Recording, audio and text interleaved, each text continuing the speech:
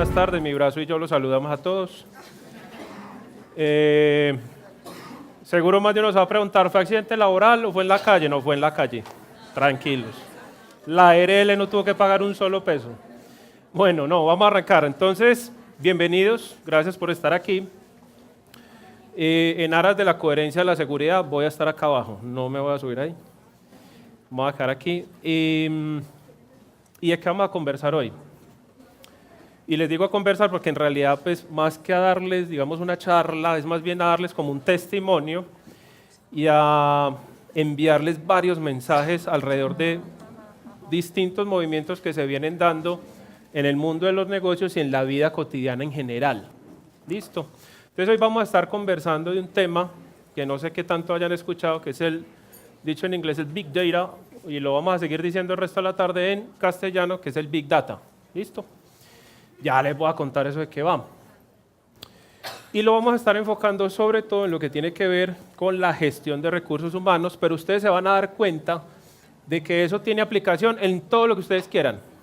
Es más, me atrevería a asegurar que quizás una de las áreas donde menor aplicación pueda llegar a tener es incluso en los mismos recursos humanos.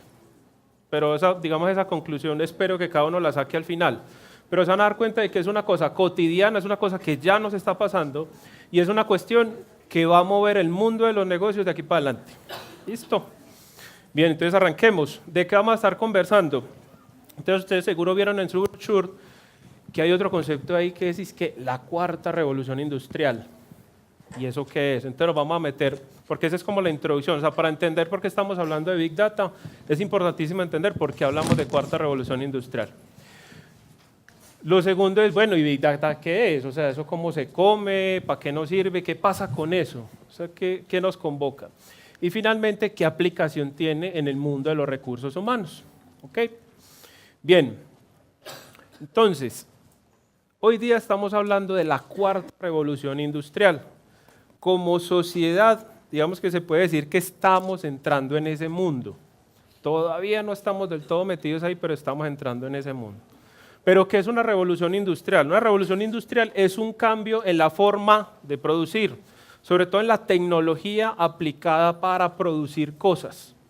¿Listo? No vamos a meter pues en la clase de historia, no es el objetivo hoy, pero la característica clave de la cuarta revolución industrial son estas cuatro cositas que ven aquí, los sistemas ciberfísicos, es decir, equipos electrónicos que controlan máquinas y que aprenden a controlarse a sí mismos, o sea, recopilan datos sobre la forma como producen y ellos mismos van generando mejoras en la forma de hacer las cosas. Que eso, dicho en paisa simple, también puede sonar como inteligencia artificial. Lo otro, Internet. O sea, si se dan cuenta, Internet está metida en la vida de todos nosotros. O sea, hagan el ejercicio de que hace un día sin datos y verá.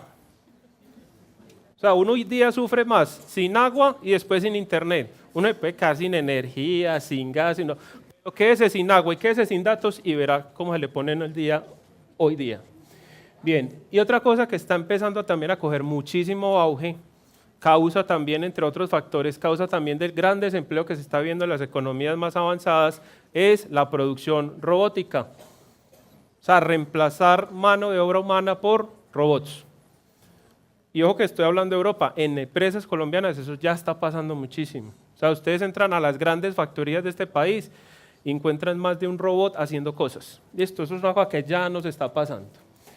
Conectado con eso, entonces, ¿qué nos trae eso? O sea, ¿qué está pasando desde el punto de vista tecnológico? Entonces, las tecnologías implantadas. Cuando hablamos de tecnologías implantadas es órganos fabricados en impresoras 3D que se le puede implantar al cuerpo humano, o sea, reemplazos de cartílago, por ejemplo. Órganos o capacidades creadas. Miren, ya cada vez avanzan más los sistemas biomecánicos, o sea, un brazo como, digamos, robótico conectado directamente al cerebro y que puede ser controlado a voluntad de la persona. Esa tecnología que ya existe, o sea, cosas que hace 20 o 25 años eran ciencia ficción, hoy en día las tenemos, y no solo las tenemos, sino que cada vez se perfeccionan más. Bien, y otra cosa, a mis amigos vegetarianos, es la comida creada, Y esto es un ejemplo de la vida real. Esta compañía se llama, si miran acá arriba, Memphis Meats. Es un emprendimiento, creo que es de California, si no estoy mal. Este pedacito de carne que ven aquí, más o menos, una librita de carne fabricada de pollo, hoy día cuesta más o menos la librita $4.000, ¿cierto? O sea, puede ser el pedazo de carne más caro del mundo. Pero el mensaje de fondo aquí es, esto es carne diseñada a partir de células madre. O sea, ningún animalito fue sacrificado para esto.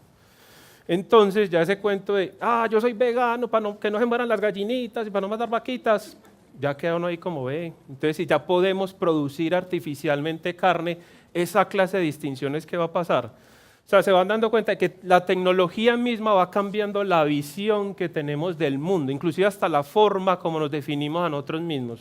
¿Listo? Bien.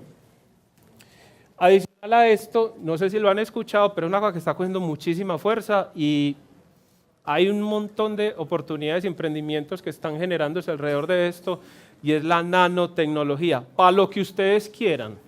Desde hacer pinturas, hace poco me enteré, hay una pintura que ya a partir de nanotecnología evita que, ustedes ven que las paredes se van como agrietando, ya hay nanotecnología que hace que la estructura de la pintura se estire cuando la pared se agrieta.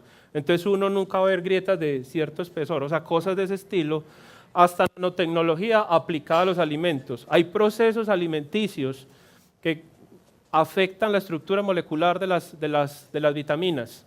Entonces, cuando uno se va a comer el producto, le tienen que adicionar más vitaminas, pues porque produciéndolo se dañó. No, ya hay nanotecnología para conservar la vitamina y que cuando uno se consuma el producto final, automáticamente se libere la vitamina sin que haya que incurrir pues, en costos adicionales de producción. O sea, cosas de ese estilo.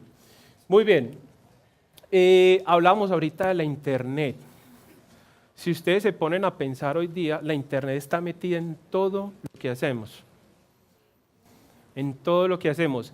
Y tan metida está en todo lo que hacemos que se nos volvió un recurso cotidiano. O sea, hoy llegué aquí y me preguntaron, ¿trajiste la memoria en USB? Y yo, no, pues la tengo en la nube. Pues hay que bajarla, bajémosla. Y ya listo, y la bajamos. Pero el mundo se nos volvió una cosa digital. ¿Listo? Y adicional a que se nos volvió una cosa digital, la Internet se integró a un montón de cosas de la vida diaria. O sea, ya tenemos televisores inteligentes. Entonces es más bacano hoy día ver televisión en las aplicaciones del televisor, pues que uno pone los canales de Claro. Pues además que la cosa más, uno paga pues suscripción y 60 comerciales en Fox. Y uno ahí, en cambio, pues vos te ves Netflix o Fox Play o lo que quieras poner y te ves lo que te querés ver y lo repetís la vez que lo querés repetir. Pero es una forma de consumo radicalmente distinta a la que estamos acostumbrados. ¿Listo? Y todo eso lo está permitiendo la Internet. Lo mismo la música, o sea, uno baja Spotify y el que lo quiera pagar pues lo paga, pero uno baja Spotify y oye lo que le da la gana escuchar, o sea, no tiene que oírse los 18 comerciales, la señora que llama y el locutor diciendo nada, o sea, escucha lo que quiere escuchar y eso no lo permite la Internet de las cosas.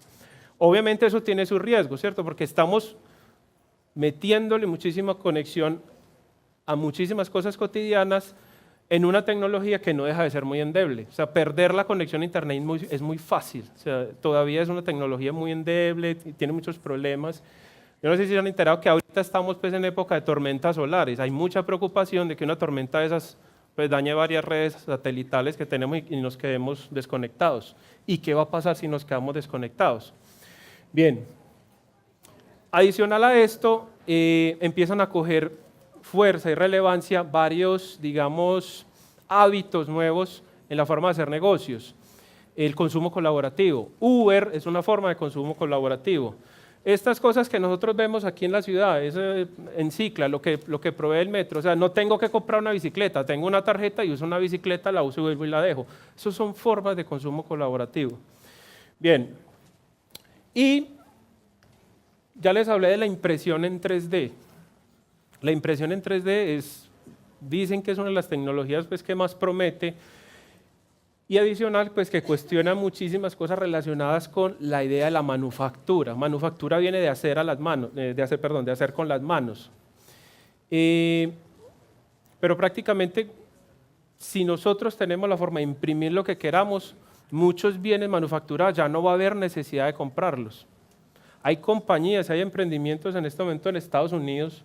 Por ahí me enteré que una firma de estas que crearon unos chicos en Nueva York,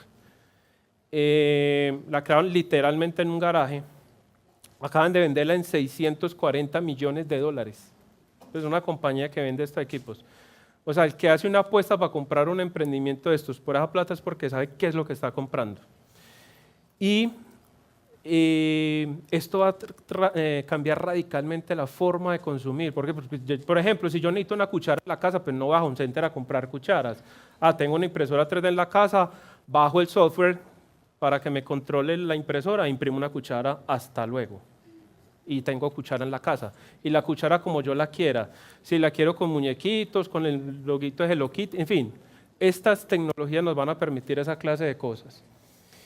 Y finalmente aparece algo que es lo que vamos a profundizar a continuación, el Big Data Analytics. El Big Data y el Big Data Analytics son compañeritos, son conceptos pues, que van hermanados, que van de la mano. Bien, entonces, ¿y eso qué es? Dos claves importantes de esto, que ya las vamos a ver. Palabras claves ahí que es importante que ustedes se lleven. El Big Data tiene que ver es con conjuntos de datos. Y conjuntos de datos hay en todo, ¿cierto? Desde el presupuesto que hacemos para la casa, hasta las cosas que recoge Google de nosotros o lo que hace Amazon en sus algoritmos. Ya vamos a hablar un poquito más de eso. Pero esto tiene una característica singular, una característica especial. Y es que las herramientas de software típicas quizás no sean capaces de procesar todos estos volúmenes de datos. Entonces, cuando estos volúmenes aumentan, pues se requieren unas capacidades de cómputo totalmente diferentes. Y no solo capacidades de cómputo, sino habilidades para trabajar con eso. Listo. Ya lo vamos a ir aterrizando como en ejemplos reales y concretos para que lo vean bien. Y esta es una definición que nos da el McKinsey Global Institute. La primera definición de esto salió por allá como en el año 2005 y desde ahí para acá venimos hablando. Si ustedes hilan fino, se van a ir dando cuenta de una cosa y es que eso tiene correlación directa con la capacidad de almacenamiento y la capacidad de cómputo. Entonces, cosas que hoy día podemos llamar Big Data, al cabo de 7 u 8 años ya dejan de ser Big Data porque ya se vuelven cosas fácilmente computables. ¿A qué me refiero? Todos sabemos que es una memoria micro SD, la que uno le mete al celular, ¿cierto? SanDisk acaba de lanzar una micro SD, ¿y adivinen cuánto? 500 gigas. O sea, eso es una salvajada, o sea, tiene más que muchísimos laptops que hoy día pues consiguen en cualquier almacén de tecnología. Una carajadita de este tamaño ya almacena 500 gigas. Listo. Y en Stico, póngale cuidado, sacan el de 1 tera. Póngale cuidado. Si hacemos memoria, ¿dónde estábamos hace más o menos 10 años? Póngale, no le ponga 10, póngale 12 años. En la empresa que yo trabajaba, hicimos fiesta literal cuando compramos un servidor de 1 tera. Yo era usuario funcional de un software allá y compramos un servidor de 1 tera. 1 tera hoy día tiene mi unidad de disco duro portátil y es chiquito. Hoy día eso es chiquito, eso es poquito, ¿cierto? Entonces, a lo que voy con esto es que la concepción de Big Data es una cosa evolutiva. Lo que hoy llamamos Big Data, quizá al cabo de pocos años, pues ya pues no, viejo, normal, eso ya no es Big Data, pues ya Big Data son otras cosas. ¿Listo? Bien. Claro, esto también. Mejor dicho, si quieren pagar el tiquete de hoy, váyanse con esto. ¿A qué me refiero? ¿Qué características hacen que un conjunto de datos sea posible denominarlo Big Data? Esta ecuacióncita, la 4V más C. Velocidad, volumen. El volumen tiene que ver es con el tamaño, o sea, con la cantidad de datos. Hay quienes dicen que tiene que ver con la cantidad de almacenamiento que ocupa. Hay quienes dicen no necesariamente, puede ser un pequeño almacenamiento, pero puede ser un volumen grande de datos. Pero digamos, para no enredarnos, volumen, o sea, tamaño de los datos. Primera característica de la Big Data. Segundo, variedad.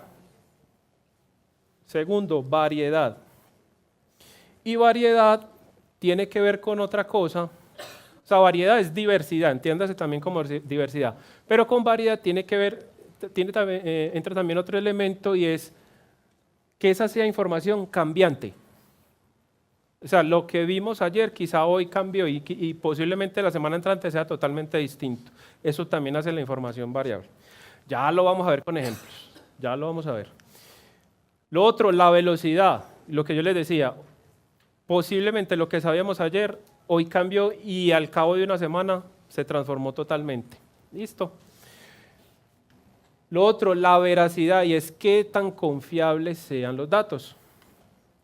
Es decir, de nada nos sirve tener las tres anteriores si los datos no son veraces, si los datos no son reales, si no tenemos confianza de la fuente de esos datos.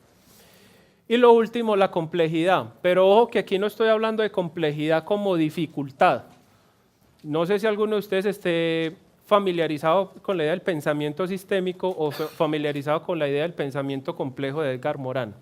Pensamiento complejo es la capacidad de pensar holísticamente y de conectar distintas variables alrededor de un objetivo o de una idea central.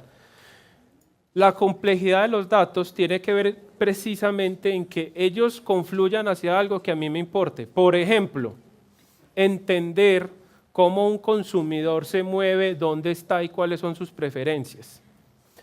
Y ser capaz de medir eso en el tiempo y de ver eso en el tiempo, cómo se va transformando, cómo se va evolucionando, porque nuestros hábitos de consumo no son estables, por ejemplo. O sea, puede que Sardino nos gusten unas cosas y vamos entrando a la adultez joven y nos gustan otras cosas y ya nos casamos y tenemos hijos y cambiamos totalmente, etcétera, etcétera, etcétera. Listo. Bien. Uy, ¿qué pasó acá? Esperen que aquí hay como una... Listo, no pasa nada. Bien, observen una cosa, que es lo que yo les decía, el Big Data es una cosa cotidiana. Entonces no se imaginen pues que yo les estoy aquí hablando de ciencia de cohetes, ni física teórica, no, esto es una cosa que nos pasa todos los días, desde que cogemos el teléfono y empezamos a mirar qué pasó en Instagram, en Facebook, en Twitter, en lo que sea. A toda hora nosotros estamos construyendo a la consolidación de Big Data en muchas compañías. Esto es solo como para que se hagan ideas de lo que pasa en un minuto al día. O sea, Google, 4 millones de búsquedas en un minuto alrededor de todo el mundo. Y adivinen qué hace Google con eso. Recopila esas búsquedas. A toda hora ellos están aprendiendo esas búsquedas. ¿Listo?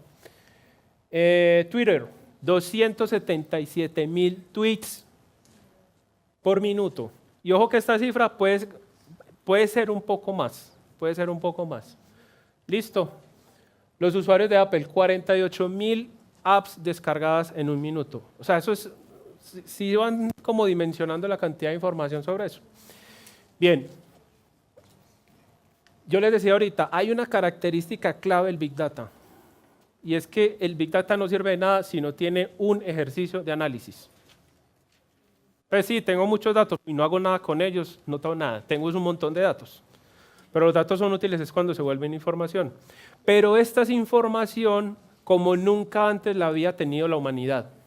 ¿Por qué? Porque es información en grandes volúmenes, en tiempo real, que es dinámica, que la puedo capturar en cualquier lugar, que la puedo almacenar en cualquier lugar y que ya tengo el poder de cómputo para procesarla. Ahora el bendito problema es nosotros como seres humanos, ¿qué somos capaces de hacer con esa información? ¿Bien? Entonces,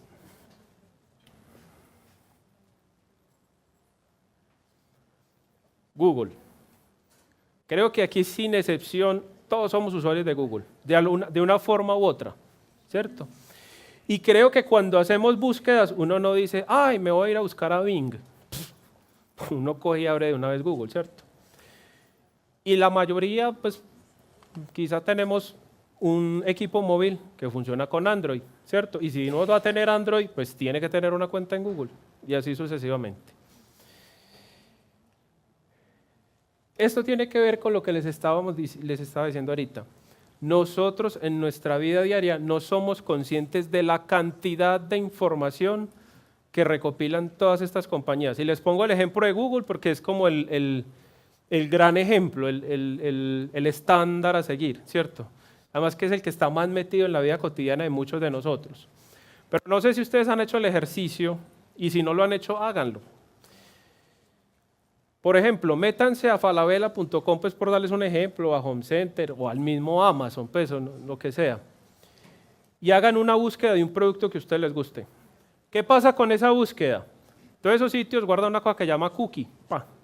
Y la cookie es un montón de datos de navegación sobre lo que usted hizo en ese sitio.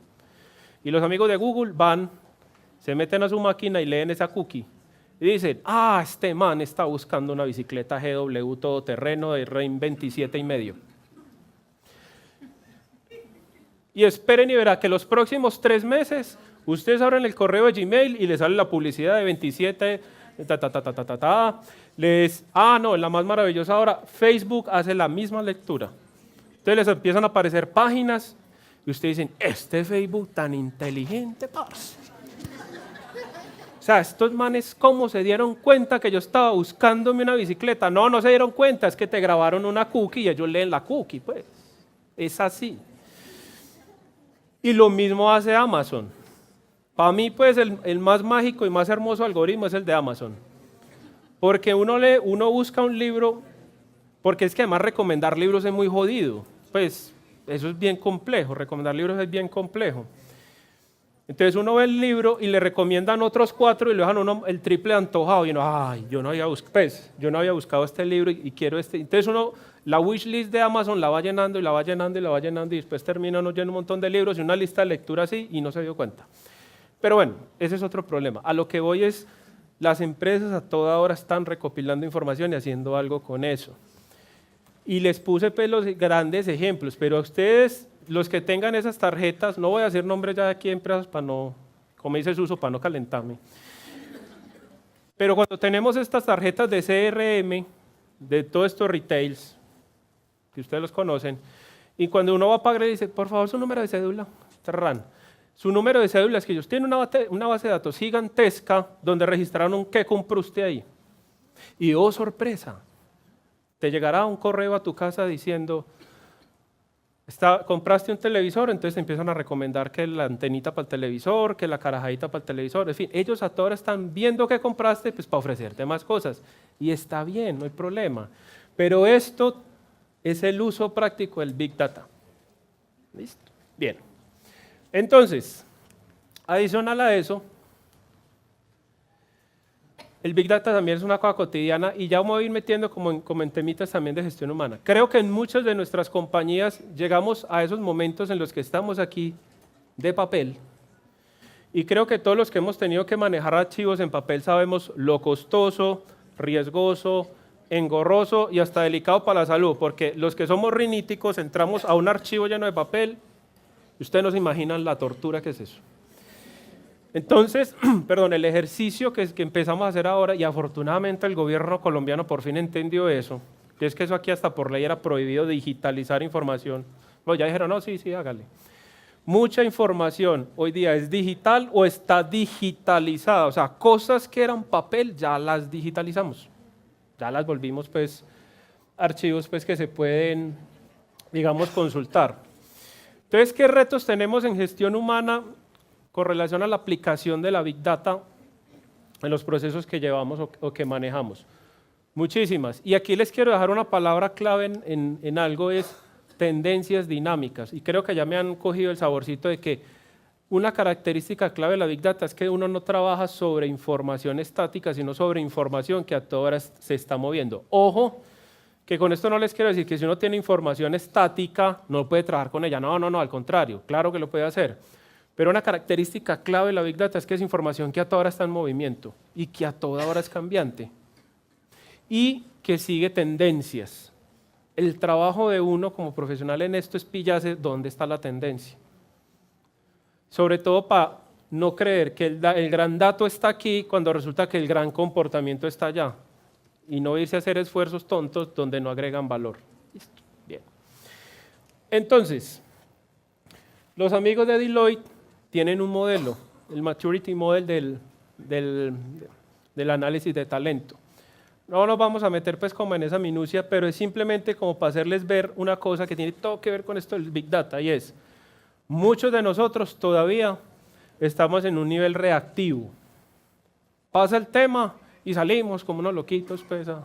Y ahora que estamos pues en época de presupuesto, entonces uno arranca a hacer el presupuesto con lo que dejó de hacer este año y con la echada de globos del año entrante que va a hacer y todas las cosas. Bueno, totalmente reactivo. Cuando uno empieza a ser proactivo es cuando empieza a leer las tendencias. Y no solo a leer las tendencias, sino que cuando es capaz de leer la tendencia y conectarla con la estrategia, uno arma la estrategia para llegar inclusive antes que la tendencia. Que es el mundo que ellos dicen acá, el análisis predictivo. Es decir, cosas de este estilo, como que, bueno, digamos que de pronto nosotros no estamos en compañías globales tan grandes, o sea, de decenas de miles o incluso de cientos de miles de empleados, pero uno sí puede ir juntando datos de, venga, ¿qué es lo que pasa con las distintas generaciones en las que uno tiene, digamos, cubiertos muchos cargos? Y creo que eso nos está pasando en todas las compañías. Ese cuento que, los millennials, que eso se volvió pues como el cliché. Y entonces el otro cliché, es que con los baby boomers no me puede hacer nada. Pero eso es pura carreta y clichés y cosas que no necesariamente funcionan así. Eso es como etiquetas para encajonar a la gente que no siempre funcionan realmente. Pero a lo que voy con esto es que uno se empieza a dar cuenta, por ejemplo, cuando uno mira la tendencia de cómo es el uso de beneficios en las compañías, y muchas de nuestras compañías cuando son muy tradicionales arman estructuras de beneficios para gente con familia. Y yo sorpresa porque no sé si se han pillado los pelados jóvenes cada vez les interesa menos ese tema de casémonos, tengamos hijos, perrito, carrito, finquita y todas vainas. No. Estos pelados cada vez están más enfocados en estudiar mucho, porque eso sí es más preparados que un yogur, viajar mucho, tener muchísimas experiencias y sobre todo que el trabajo no les robe tiempo. Ya, con eso usted los tiene contentos. Esas 4 cosas usted los tiene contentos. Entonces a estos sardinos, cuando usted les dice, no, tenés que esperar 3 años para el auxilio de vivienda, y yo ¿quién dijo que yo quería comprar una vivienda? Pues, además, pues y te le dicen, no, yo no me voy a amarrar a un crédito, en 3 años me voy a ir a hacer la maestría en Nueva Zelanda. Bueno, listo, no viejo, vaya se haga la maestría. Entonces a lo que voy es que cuando uno empieza a ver toda esta data y todo lo que va ocurriendo con el comportamiento de la gente, y va viendo la tendencia, se va uno pillando que las cosas que uno tiene armadas en un futuro no le van a servir. Porque el uso del beneficio viene así, y es una curva descendente, descendente, descendente, y si uno no rastrea esos datos se pierde. Que la política de auxilio educativo, entonces hay que esperar 2 años, no sé qué, un sardino, esto no se espera 2 años en un trabajo pues para que le demos el auxilio para estudiar, no. Además que los que estudian son los más jóvenes, pues uno a esta edad ya hizo lo que iba a hacer. Bueno, uno sigue estudiando y cosas, pero a lo que voy es que los estudios formales se hacen en edades, pues, en los 20 más o menos. Entonces, cuando uno empieza a integrar esto con toda esa información, se empieza a pillar las tendencias. Y ese es el chistecito, esa es la carnita de esto. Bien, lo siguiente es, ¿para qué se puede usar eso? Ya voy a hablar de procesos, concretamente, para atraer talento. ¿Listo? Hay muchas compañías hoy día, lo pueden buscar en Facebook. Yo sigo, de hecho, pues como por curiosidad y por mero ejercicio científico y práctico, sigo varias compañías, entre esas Unilever, Procter, IBM, McKinsey tiene su sitio, en fin, en Facebook.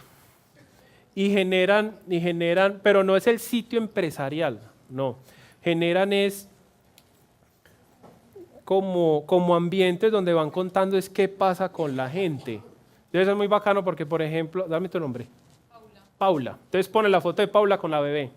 Y la historia, Paula acaba de tener a Cristina, su bebé, que nació de tantas libras, no sé qué. Y 518 likes y 47 comentarios pues hablando de que tan linda Cristina y Paula y que esa es la mejor mamá del mundo. Pero ellos, ¿qué hacen? O qué hacen muchas compañías de estas, se dan cuenta de quiénes lo siguen. O sea, cuáles son los perfiles de la gente que lo siguen. Y van creando también una marca empleadora, como, ay, tan bacano trabajar en una empresa donde yo puedo tener un hijo. Y pues van generando como eso, así se acarreta. Pero van generando ese engagement con la gente y van también aprendiendo a conocer quiénes son las personas que están interesadas en trabajar conmigo. ¿Listo? Bien. De hecho, hay otros también recursos técnicos para uno recoger información de la gente que está interesada en trabajar con uno e ir aprendiendo de la carrera de esa persona. Es decir, uno ser capaz de más o menos imaginarse la compañía del futuro. O sea, yo en este momento trabajo en una compañía minera, como para que ustedes se imaginen. Entonces estamos mirando proyectos fuera de Colombia, ¿cierto? Nosotros aquí explotamos, hacemos la extracción del mineral de una manera, pero esa extracción ya, pues en los proyectos que estamos mirando, no funciona. Tenemos que aprender unas competencias nuevas. Entonces, a nosotros nos toca imaginarnos cuáles son los ingenieros que necesitamos para las operaciones nuevas. Entonces, tenemos que ponernos ya en la tarea de ponernos a conseguir esos perfiles e irlos contactando, irlos conociendo y que ellos nos conozcan y que, hey, sepan que hay una compañía minera que está buscando proyectos fuera del país y que nos interesan profesionales como ustedes para que se vengan a trabajar con nosotros. Cosas así. Bien, adicional a eso, el entrenamiento y el aprendizaje. Hay un movimiento, personalmente me parece súper interesante y es el aprendizaje voluntario. El aprendizaje voluntario, eso es una cosa muy bonita que han permitido también las redes sociales y el pensamiento de compartir la información digitalmente, porque es muy fácil, o sea, yo veo una cosa y le grabo un video, o tomo una foto, la comparto, le escribo 2 palabras de cháchara y todo el mundo se enteró.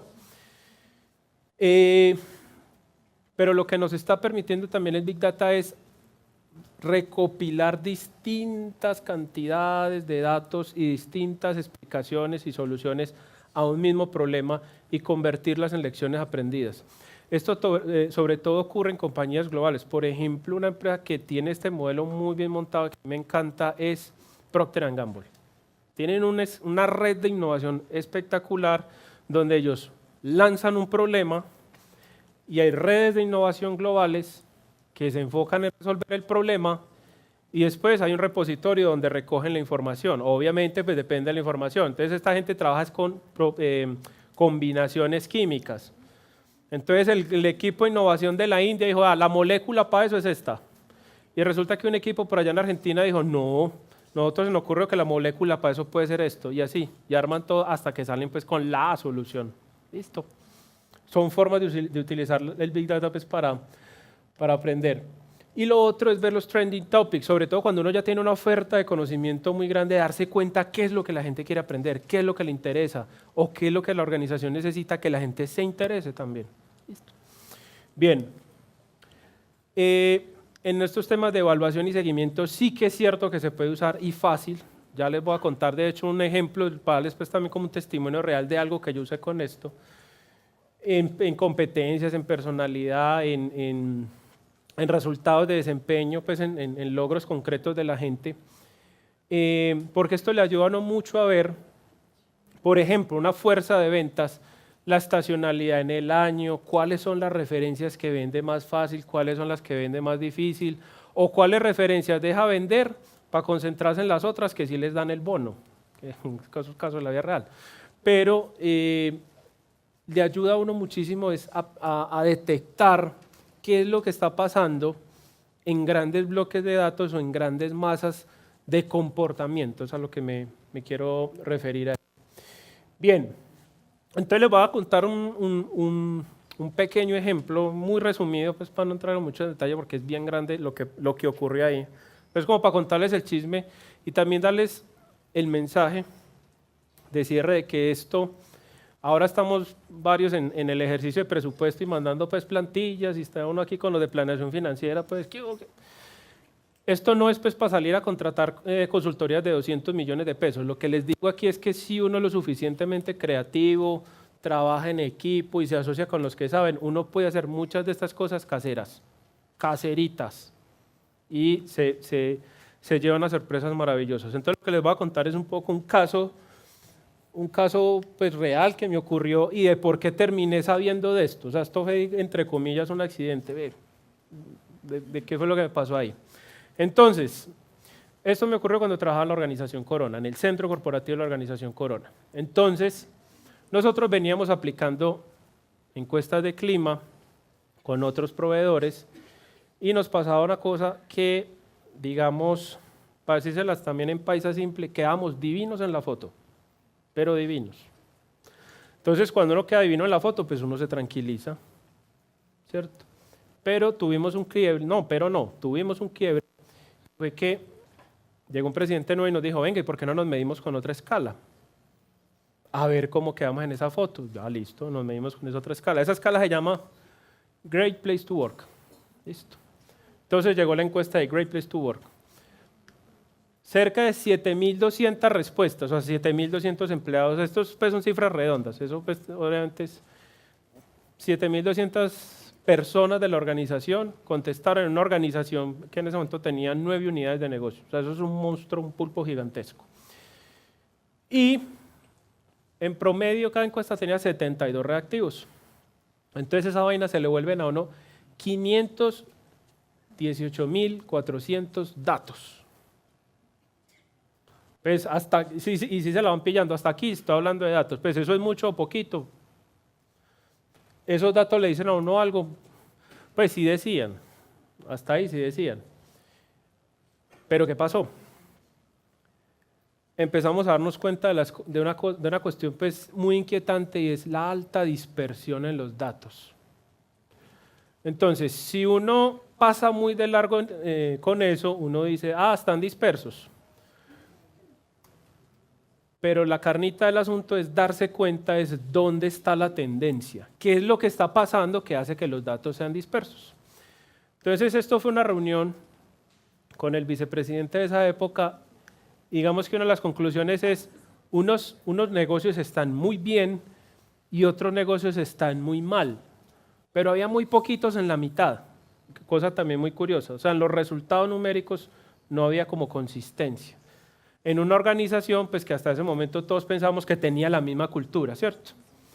Bien, ¿alguno de ustedes ha escuchado hablar de la ley de Pareto? Me he dicho, ¿para quién es raro eso? La ley de Pareto. Listo. Eso es un concepto que se usa mucho en ingeniería industrial o en las fábricas.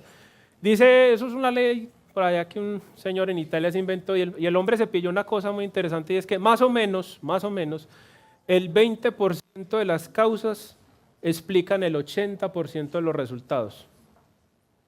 Esa es la ley de Pareto. ¿Quiénes son aquí de pronto de un equipo de ventas?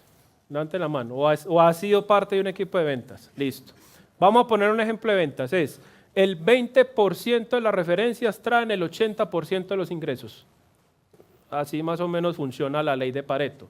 Y la he visto funcionar, pues, o sea, no es carreta, de verdad eso ocurre. Obviamente, pues no es estrictamente el 80, pero el 70 y pico, 80 y pico en ese margen es real. Bueno, entonces el cuento es que la pregunta que me hacían es, venga hermano, ¿y dónde está el Pareto? O sea, ¿dónde se están dando las situaciones concretas que nos están impactando el clima? Tanto hacia arriba como hacia abajo. ¿Qué es lo que está pasando? Pero claro, a uno el proveedor le entrega un montón de tablas en Excel con unos resultados, con un semáforo de color y hasta ahí. Pero uno decir de ahí para adentro qué es lo que está pasando, es supremamente jodido. Aquí hay una palabra que dejo resaltada que es variabilidad. Ya les voy a decir por qué la resalto. Variabilidad, lo que yo les decía, no tenía un comportamiento uniforme, inclusive tenía unos picos y unas caídas muy raras. ¿Y eso por qué? Y lo otro que le dicen a uno en todas estas compañías es, hermano, hay que hacer algo y ojalá que no nos cueste mucho. Y ojalá rápido también, necesitamos resultados rápidos. Entonces, pues, yo salí cabezón con estas 4 preguntas y esta palabra variabilidad. De pronto, ¿alguno de ustedes ha escuchado hablar de la metodología Six Sigma o Lean Six Sigma? Bueno, eso es una metodología que utiliza un montón de herramientas, sobre todo estadísticas, para reducir la variabilidad en los procesos, ¿cierto? Y de esas cosas que se me ocurre decir, oíste, Verdi, si hay variabilidad en los datos, ¿qué se puede hacer para reducir la variabilidad en los datos? Entonces fui y le toqué la puerta a una compañera que es Master Black Belt, pues en la metodología Six Sigma, y le conté toda la historia. Y Sandrita me dijo, pues pásame los datos y yo miro qué puedo hacer, qué se puede hacer con eso. Entonces empezó a ocurrir lo siguiente. Un día me llama esta mujer y me muestra esta gráfica. ¿Se acuerdan lo que yo les había dicho? Los 518.000 registros, toda esa historia. Esta mujer se empezó a dar cuenta de que eso tenía una distribución normal. Pues hasta ahí es estadística y uno, ajá, listo, negra. ¿Y qué hago yo con eso? Entonces me empezó a contar una cosa y me dijo, mira, tenés una desviación estándar, este número que ves acá, este 12 y pico, abismal, gigantesca. Ojo, esto pues aquí contado uno lo ve pulpito, pero cuando nosotros estamos enfrentándonos con todos Exceles, eso no se veía.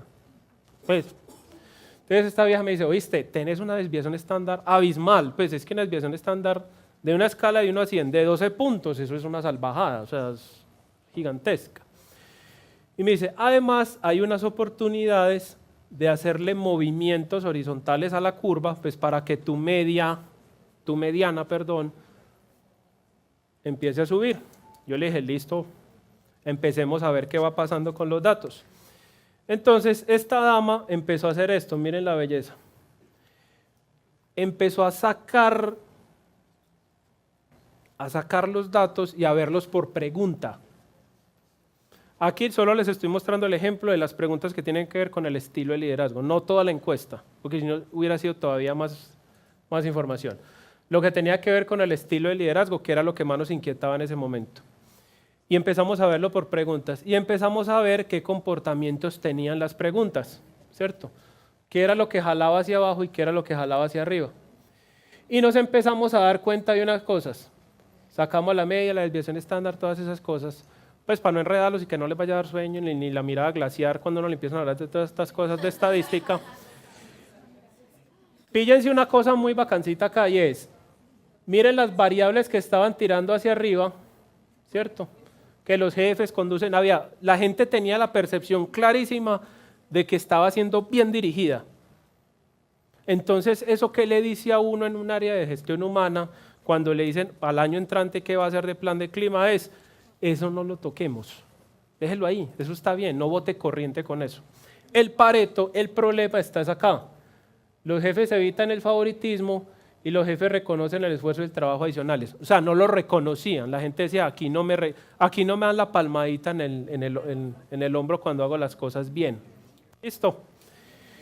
Y empezamos a darnos cuenta ya, negocio por negocio, que eso era una tendencia.